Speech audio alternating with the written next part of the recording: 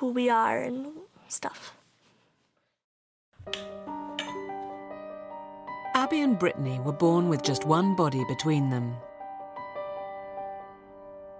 My name's Abigail Brad Hensel and Brittany Lee Hensel, and don't you dare say a thing about it. The only known surviving dicephalous conjoined twins, they've spent their lives in a small, close-knit community, completely protected from prying eyes.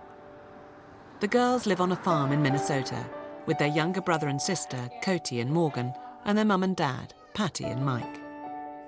As they reach 16 and on the brink of womanhood, they've decided to show the world what it's really like to be joined for life.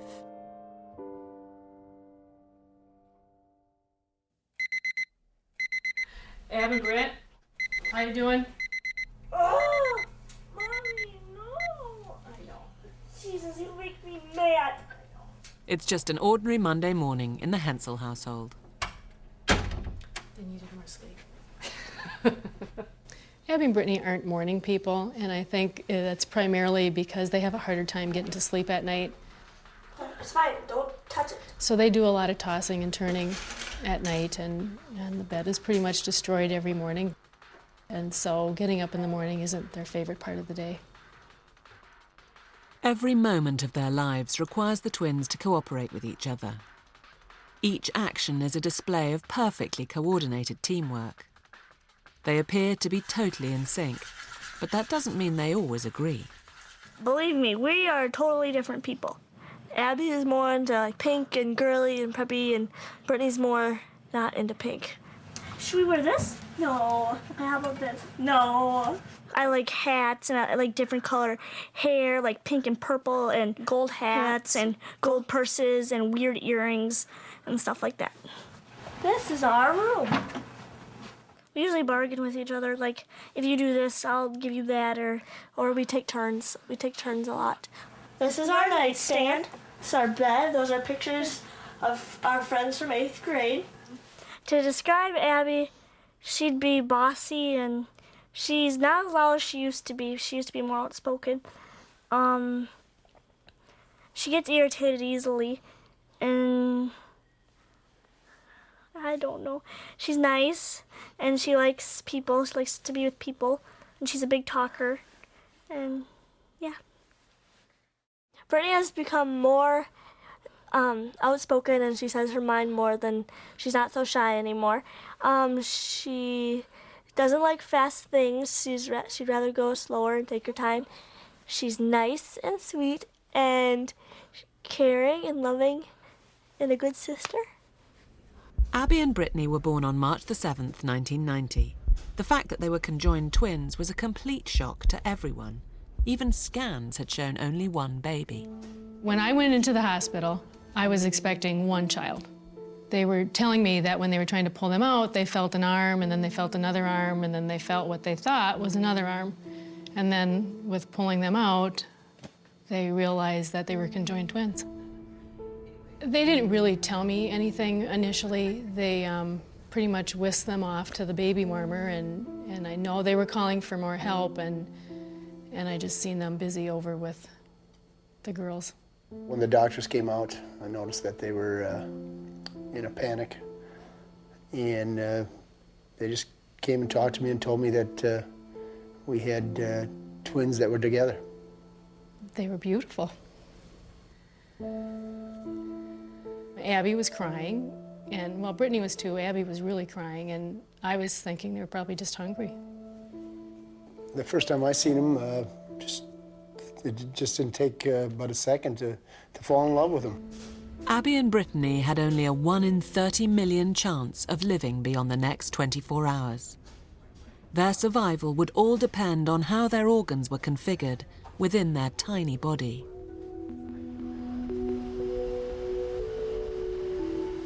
Queen Charlotte's Hospital in London specialises in the most complicated twin pregnancies.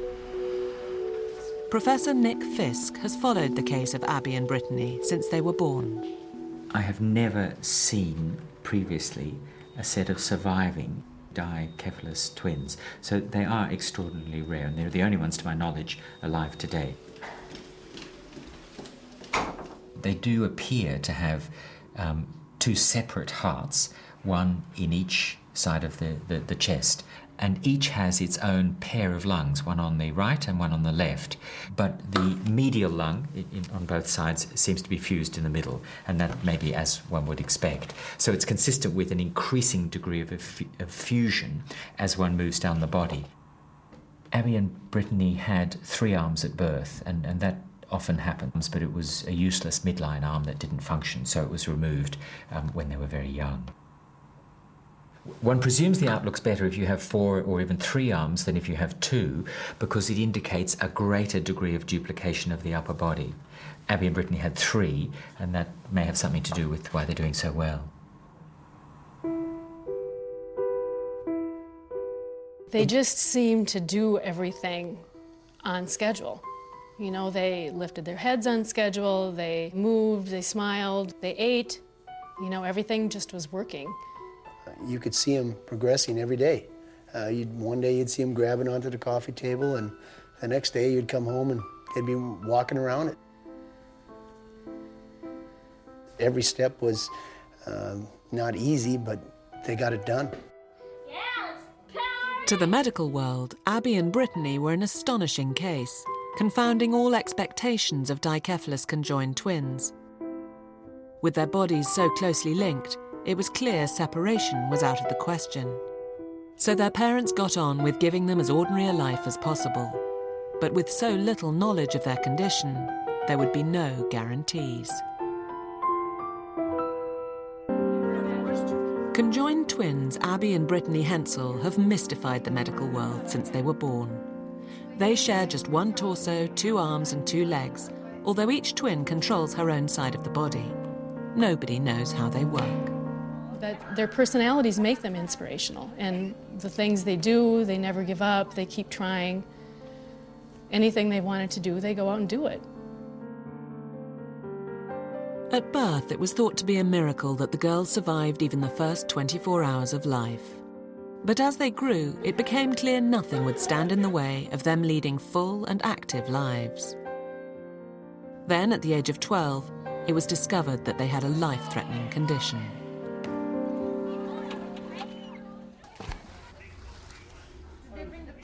Abby and Brittany's rib cages were fused together, and their spines were growing outwards rather than upwards. The girls had to undergo a major operation to stop their lungs running out of air. Eventually, the girls were discharged from hospital. They'd gained 2 inches in height and were fit to live life to the full.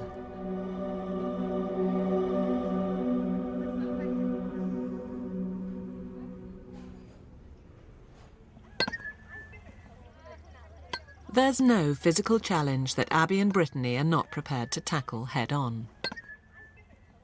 Their degree of motor coordination is really quite extraordinary. It's not as good as your eye, it's not finely tuned, but it's pretty amazing. And how does that happen? Well, there's absolutely no degree of fusion of their spinal columns. They're completely separate, and we can see this in the X-ray of their pelvis here. They have a single pelvis, but 2 separate sacrums, which is the lower part of the vertebral column. So I don't think anyone can explain how this happens. They will be getting cues from things like skin tugging and stretching from the other one side of the body, cues that they've had to learn to adapt to all their life, just in the same way that a person who is blind has incredible hearing skills, or a person who's deaf has incredible visual skills at lip reading. Abby and Brittany are about to undertake the ultimate test of their extraordinary skills. As their 16th birthdays approach, they're coming of age the American way and learning to drive. Okay, today we're taking Cody for 2 hours of placement testing for high school, and then Ab and Britt are going to their last 2 hours of driver's training. It's so normal for me to have Ab and Britt that I'm sure I overlook a lot of things that other people look at and say, man. Maybe when people tell me something that they see as spectacular with Ab and Britt, that it brings me back down to, yeah, they are spectacular. Okay, all right, let's get going. Now load up or we're going to be driving, girls? Why not? Everything that they have done, from riding bike to driving the lawnmower, to riding horses, to swimming. I never thought that driving would be an obstacle for them. In fact, I felt they were going to have an advantage having 4 eyes looking for a car versus just 2 eyes. Abby likes driving faster than me. Why do you like to drive fast, Abby? Because you get there faster and it's more fun. Driving made me nervous, just because they're girls and they're talking and they got so much going on, friends, school, just everyday stuff for them. But it did make me nervous. I just thinking that they weren't concentrating enough on driving. How you doing? You guys ready? Yeah. Today I'm working with the girls. It's their final lesson before they take their test on Tuesday. They're really pretty good. Their mom and dad have done a lot of work with them. They have to maneuver together, and one of the things that I noticed the first when we first went out was they were cutting their left turns a little bit. For behind the wheel, we had to have 6 hours of driving with an instructor. We learned how to parallel park and 90-degree parking and other things. This one? No, right down here by the cars, between the 2 cars, we'll go. Make it a little tougher for you. That's for sure. I got enough for a little bit. A little further. All right. Put it in reverse, hard to the right, till you get to that 45-degree angle. Keep going, keep going. All right, now straighten it. Hard the other way now. Hard as you can. Keep going, you're doing great. Super job. Excellent, even better than last time. Okay, and then straighten it and go up just a little bit. Abby takes over the pedals and the shifter, and I take over and we both steer. We both steer, and I take over the blinker and the lights. We gotta go where we're going, so we know where we're going. Where we have to, we know what turns we have to take.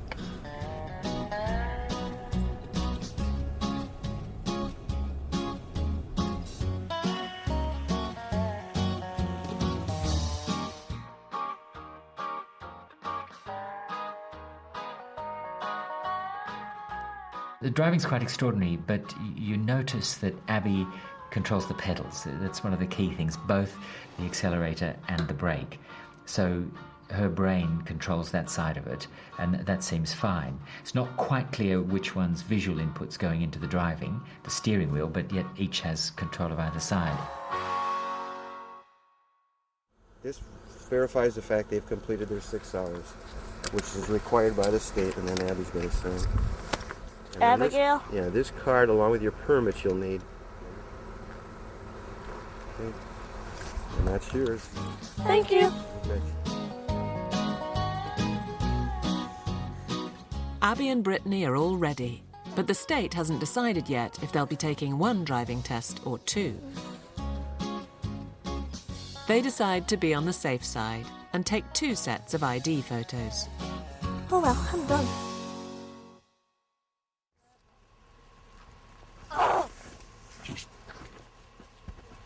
Goodbye. The girls go to the local high school just a few miles from their home. I know. Over the years, the teachers and other pupils have had to learn how to treat them as 2 separate students with different interests and abilities. Tastes like coffee. Yummy. Yeah. Hey, girls. Hi. There's ice cream in my eye. Mr. Buzuki turned 60. Mr. Buzuki turned 60. Have a seat one more time. I understand you're a little rowdy. Don't be. They are very, very different. Abby is, I would say, a little more outgoing. Certainly she's more able to question and to demand answers and attention, both in class. Mr. Buzuki, for the murder accounts, the rape accounts, is it just how they described them? Yes. So how Megala described it and how... I find myself probably joking with her more a little bit. He's so old he's going senile. She's taking her quiz. Go. With Brittany, I think she's a little more quiet, a little more reserved, thinks through some things. Maybe not quite as assertive, certainly more contemplative.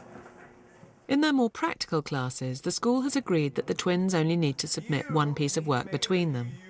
But in English, they're treated completely separately. And so we came across the plan of that they would write their own papers together, and tests and quizzes and any kind of in-class participation would be done and graded separately. They do answer things differently. They do think differently. Both of them will always have separate grades.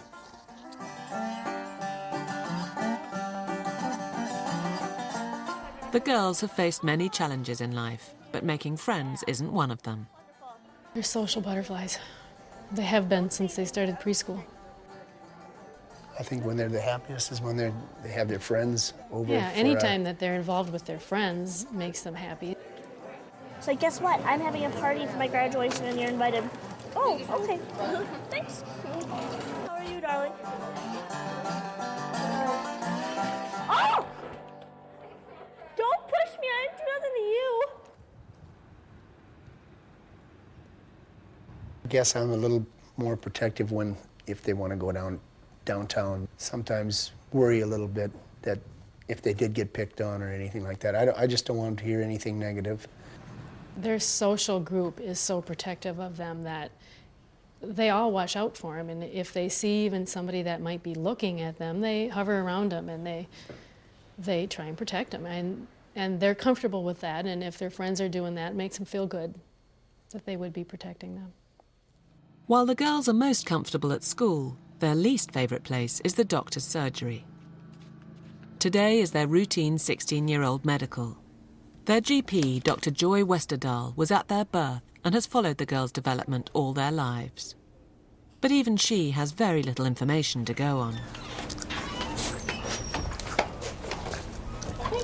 Hi, girls. Hi. The family have always refused to have any non-essential tests carried out on the girls, despite great interest from the medical profession.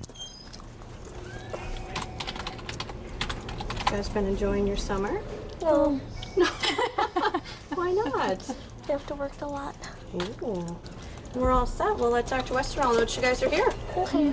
Thank you. While they are unique, the family wants to treat them as though they are just like everyone else. I'm gonna have to pull your shoes up. Yeah. We're obviously making sure that they're fit for sports, they're fit for their activities at school, that they're able to engage in social behaviors.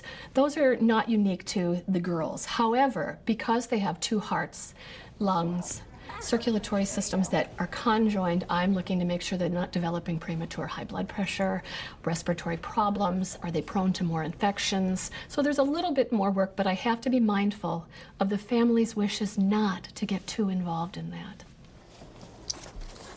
Over the years, Dr. Westerdahl has been astonished and mystified by what the girls have achieved. Good. 108 over 70. That's great. The process of their ability to come together is fascinating for me as a primary care doctor, because above the waist, they seem to function independently, and yet they can clap, even though one controls one arm and the other controls the other. Both at the same time. This is really. I ask them periodically what they feel and sense. One girl cannot sense touching on the other girl's arm and vice versa. So it's very interesting. Lazy person. She is. And your ears have been okay? Yes. Okay, let me see the other one. Peek. What I don't know about Abby and Brittany is exactly how the pathophysiology works. We guesstimate what's happening in their bodies, and it would be nice to predict their future. Everyone asks, how long? You know, what do you expect for the future for these girls? Well, I expect them to live healthy, normal, happy lives, but it would be sort of nice to know, you know, how that circulatory system is going to play out. Would I like to do lots of testing? Yeah. Would the parents want that done? Would the children want that done? No. There would be a long queue of scientists with really very modern techniques of imaging brain and nervous system function who would love to find out what one feels when you do something to one's arm, how the music centers are organized, sense of space and movement, etc.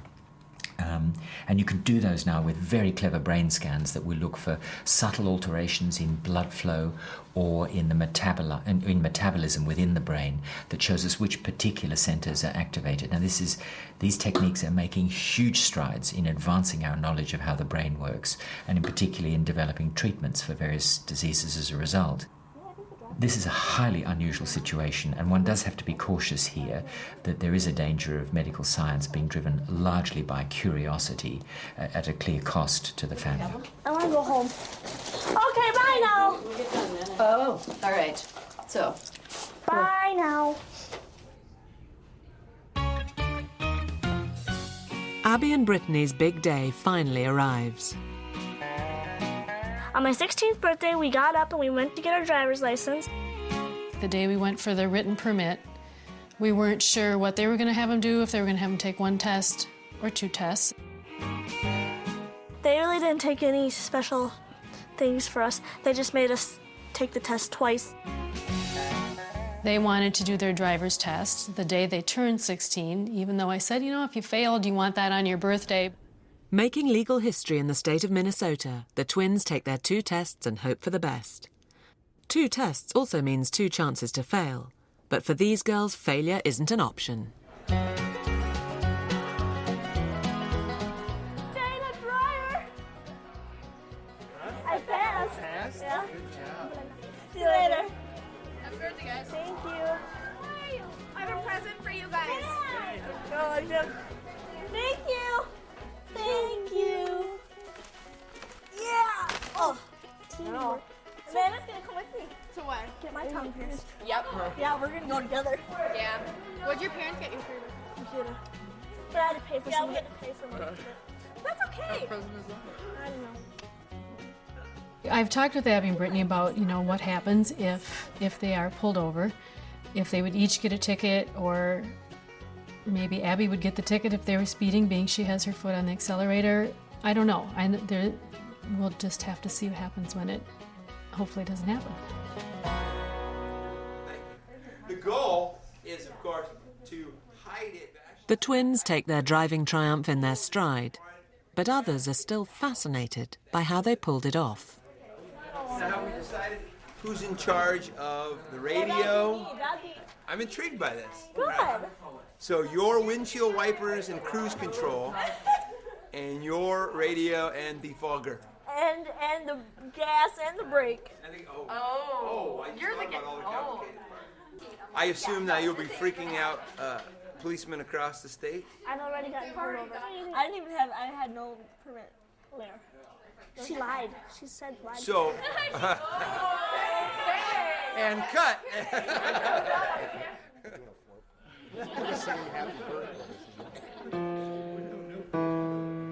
Take a pitch.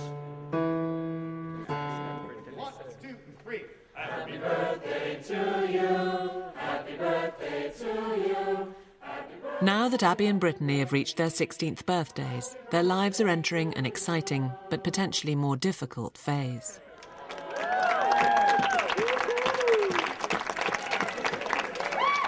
Definitely, they're 16 now, so I'm hearing things come out of teenage mouths that surprise me sometimes. But deep down, when the day is over, I know they love me, and I don't know why I'm gonna cry about that.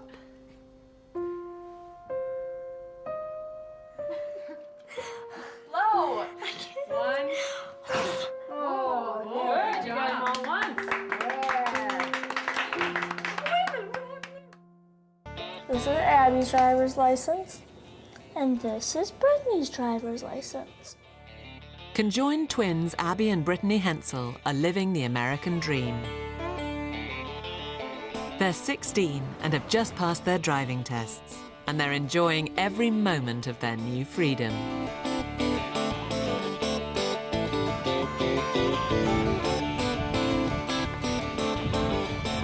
We like to drive when we...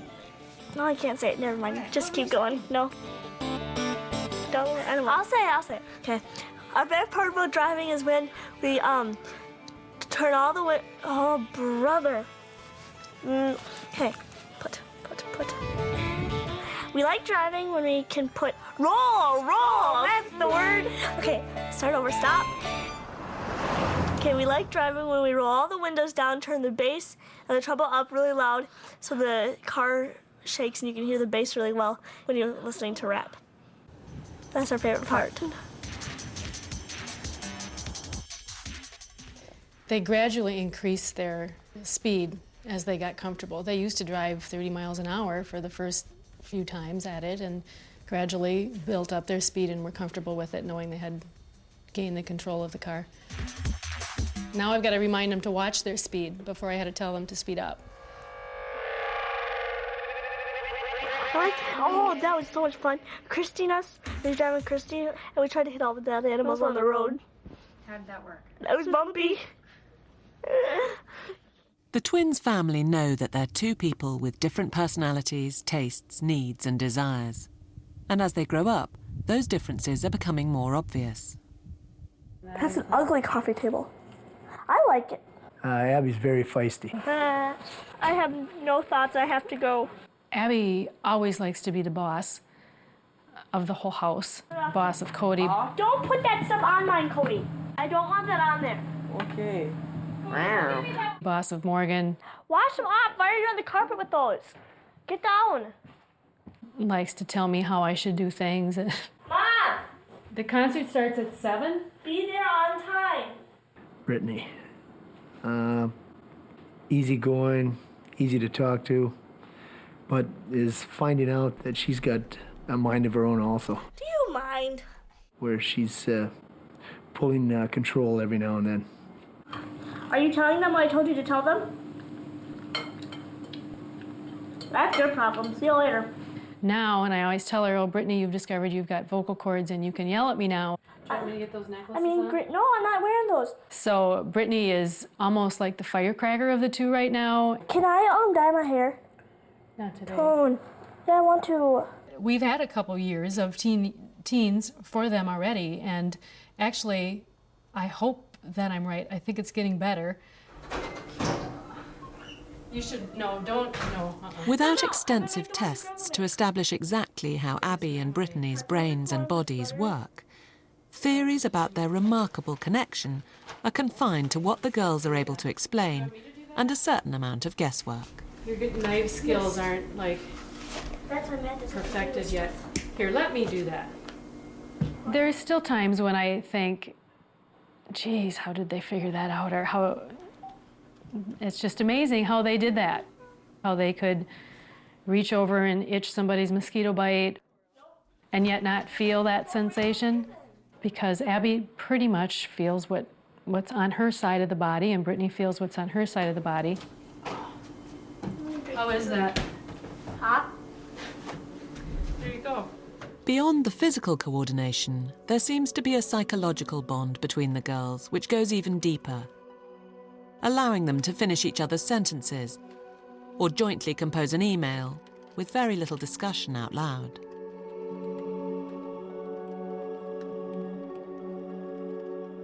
When we're IMing or writing emails, we normally just say I am or not we are for some reason. I don't know why.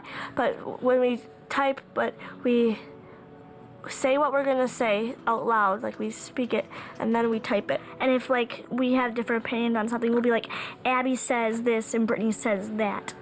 Hello?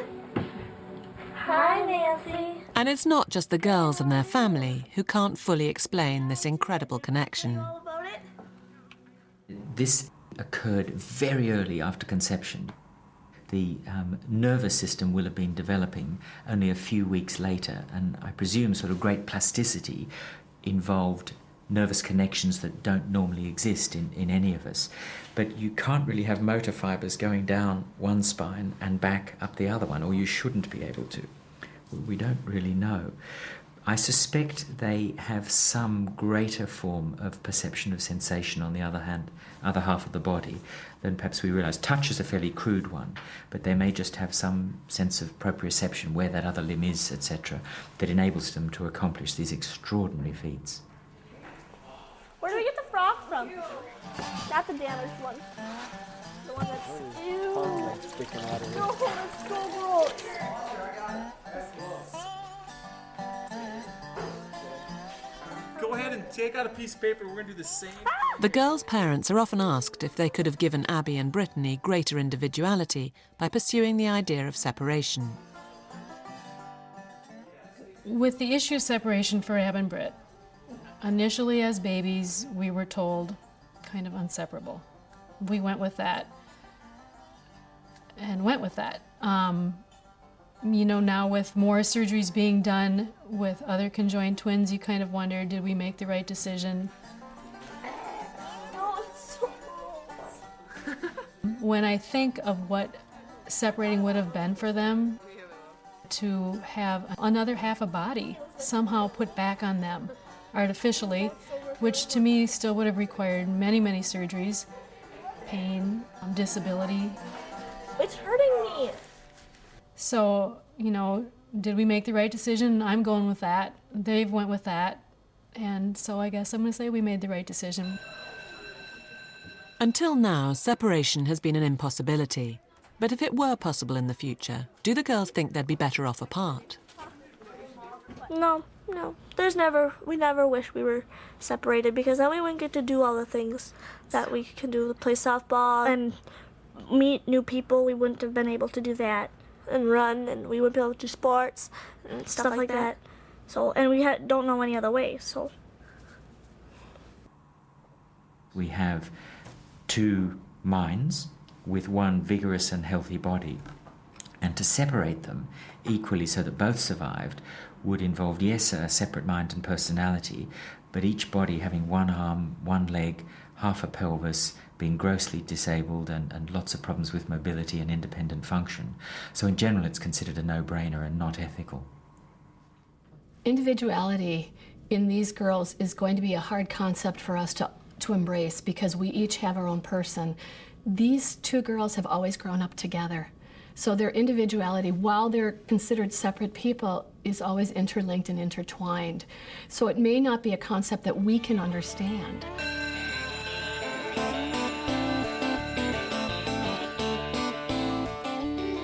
This summer we'd like to go to the beach. We have to work a lot and swim and shop and hang out with friends. School is finally over. Abby and Brittany have a long, hot summer stretching in front of them. Abby wants to go to Disney World because we haven't been there before, and Brittany doesn't want to go to Disney World because she thinks it's too big. What does that mean specifically? Like too many people, or? Yeah. Why don't you like that? Because I just don't. I don't like being around people. A lot of people. The debate about where to go on holiday will have to be resolved later. In the meantime, the girls distract themselves with some retail therapy. Fashion tip number 1 by Abby and Brittany Hensel. You have to wear nice shirts with good pants, not good pants with t-shirts. Tip number 2, actually do your hair a little bit. Don't just throw it up in a ponytail every day, or leave it down. And ponytail we have, and t-shirt. Tip number 3, Yeah. don't wear black with brown.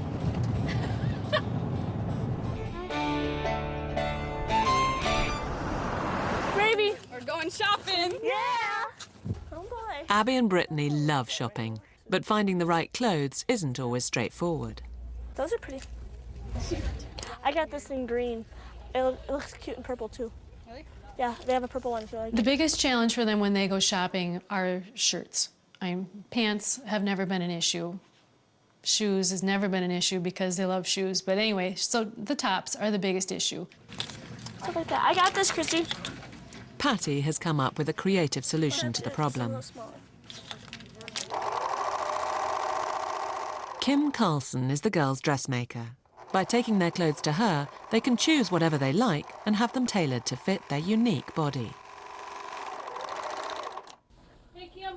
Hey, how are you girls doing? Oh, good. So what do we have today? Shirts. we go. Shirts.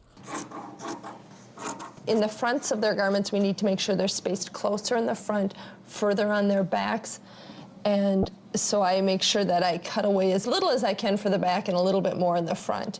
And then we always have to put a piece between the necks to allow for a little more space. That's got to be, so it doesn't dig into their necks as much right there. This particular one, the girls want to try something different. They want to slice it and tie it and make it a little shorter.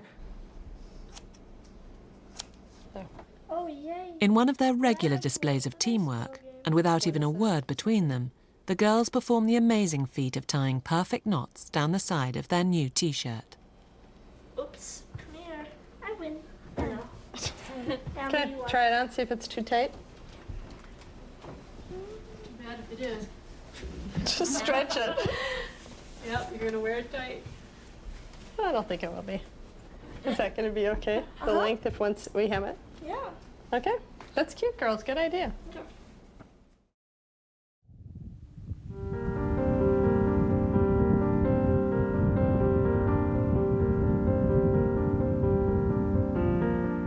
The Hensels family holiday is booked. They're going to Texas, where people don't know them, and where there are bound to be stares. For Brittany in particular, it will be a testing time. But they're going to stay with someone who has a unique understanding of their situation. Monkey. Tamara had conjoined twins a couple years ago, 8 or 9 years ago, and her girls died about 2 hours after they were born. And she saw us on TV, so she called the radio or the station, and they gave her our number, and we've been friends with her ever since. When I do see Abby and Brittany, I reflect back upon the time when I gave birth to my own daughters and truly how their lives would have been together.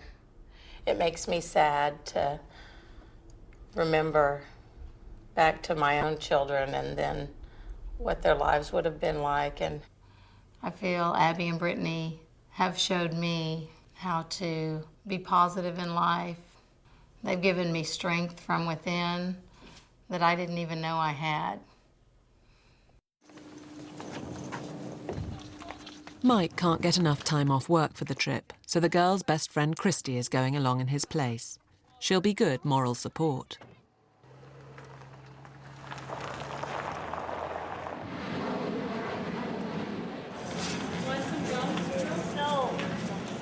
Leaving the familiarity of their hometown is a stressful experience for Abby and Brittany, who brace themselves for the unwelcome attention of complete strangers.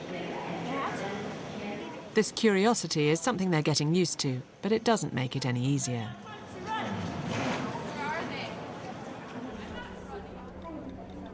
People sometimes can be kind of stupid. They take pictures of us when we're on vacations or follow us.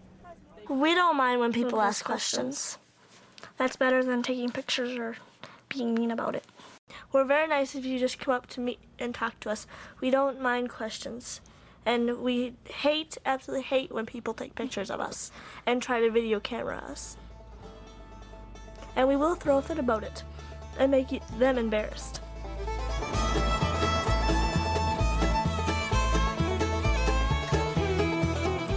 Tamra is determined to give the girls the trip of a lifetime, and she decides to turn their situation to their advantage. She manages to get them special pitch-side passes for a Major League Baseball game.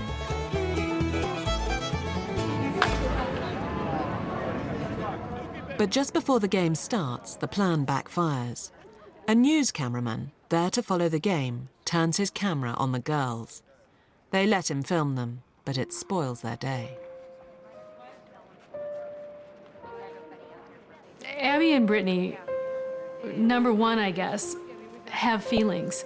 There's something that really annoys them, and that's when people feel they have the privilege to just turn around, snap a photo of them without asking them or even talking with them, or it drives them crazy because they feel like they're being violated. Remember? So you guys having a good time? That's something that Yeah? Oh, really? It's fun? Have you ever done this before? No. These 2 balls, and that's it, I think. Oh, 2 more. The twins have faced enough stares in their lives not to let it ruin the whole trip. But it's a sharp reminder of what lies ahead of them. Facing adulthood, their fiercely guarded privacy will soon be under threat. Thank you. Thank you. All right, we're done. Let's go home. Abby and Brittany have just 2 more years at high school before they must decide whether to leave the protective environment of their hometown in Minnesota. They've had 16 years to adapt to their unique situation. But how will the wider world react to 2 completely separate human beings joined within one body? We might want to go into photography, child development, or stuff with kids, interior designing, architecture, or fashion design. Whatever they decide to do in life, the outside world will have to adapt itself to Abby and Brittany. But I'm intrigued to know, are they going to be hired as 1 or as 2? Are they going to be able to share salaries, or do they, all of those things I think yet are to be determined.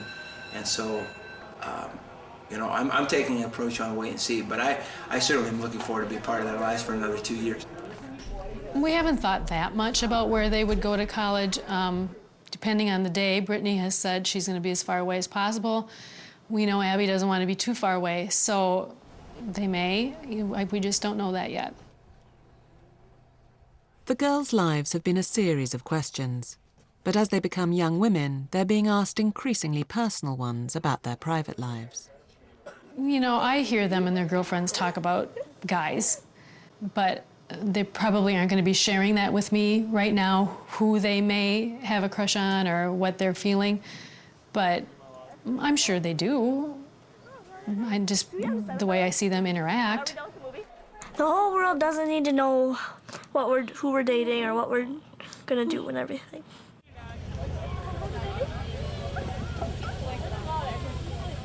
Ab and Britt have made comments before that they'd like to be a mother, or how many kids are they going to have, kind of thing. That is probably something that could work because those organs do work for them.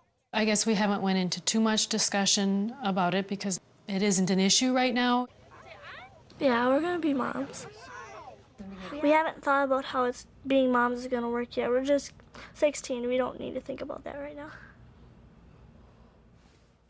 The physiology of a body is very complex, especially when it comes to female reproduction. It's not simply organs, but it's regulated by several centers in the brain. We have 2 brains that we're working with that have to regulate the ability to have a child. I suspect everything will go normally, but that only time will tell. There's no example of female dicephalous twins marrying or reproducing. Now, it's tricky. Do they marry 2 boys or 1? If it's 1, they're married to 2 people with separate identities. Is that bigamy or not? Or do they marry 2, which makes more sense if you respect their identity separately. Marrying 2, though, if marriages don't last and one wants to get divorced, it allows them to choose separate people. But what happens if one gets divorced and then you're stuck with 3 of you, one wanting to be single but not?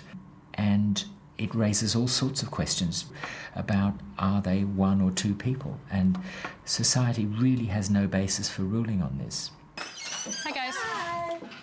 We're here. Hi, guys. How are you guys? Hi, everybody. How are you? Good. As a first step into adulthood, Abby and Brittany have got a babysitting job. And they seem to have a special gift with young children, who see them for who they are, rather than what they are. Later? Yeah. That tastes sticky, didn't it?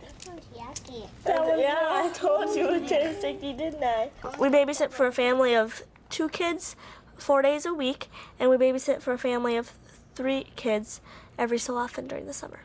Does that taste better? Yeah. We like kids a lot. We like to babysit kids, and we needed a job. When the kids met us, put your hands down. When the kids met us for the first time, they didn't seem bothered by us or scared of us or whatever. Yeah, come on, let's go. Come on, guys. What are we gonna go do? I think people need to look at Abby and Brittany as through the eyes of a child. Come on, guys. Race you. And accept them for what you see. Let's race. I'm gonna beat you. And quit trying to figure out, how does this work? How does that work? how do you do this, how do you do that, who got to pick this, who did, and just know that it works because you can see that. We may never know how Abby and Brittany work, but isn't it great that they can? Every part of their life is cooperating with each other to make it all go. The best thing about being conjoined twins is there's always someone there to talk to, and you're never alone. So.